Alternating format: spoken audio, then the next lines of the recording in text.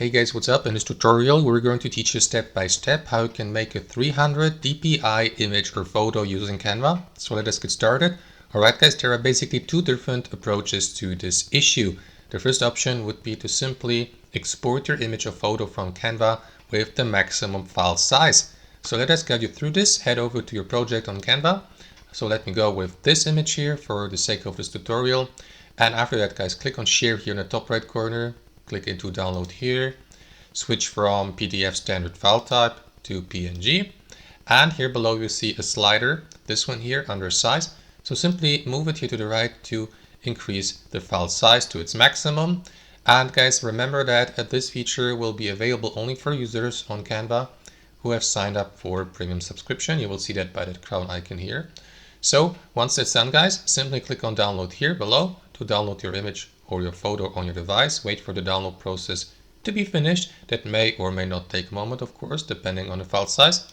And that's the first option. So to double check this guys, simply head over to a Google search, type in DPI checker image or image tool, and pick one of these. So let me go, for example, with this one here for the sake of this tutorial. Head over to the DPI checker and click on add image here to check your images, exported images DPI. Upload it and wait for the upload process to be finished. Wait for that tool to finish checking your images DPI. Wait for it to get to 100%. And after that, you will see the DPI here by clicking on check DPI.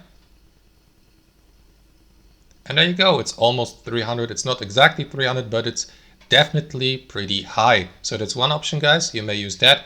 And the second option would be to simply download and export your image or photo from Canva in PDF and to convert it.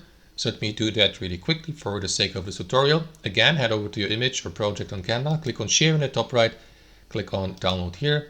And this time guys, select PDF print or PDF standard as your file type. So let me go, for example, with PDF standard, click on download here, wait for the download process to be finished.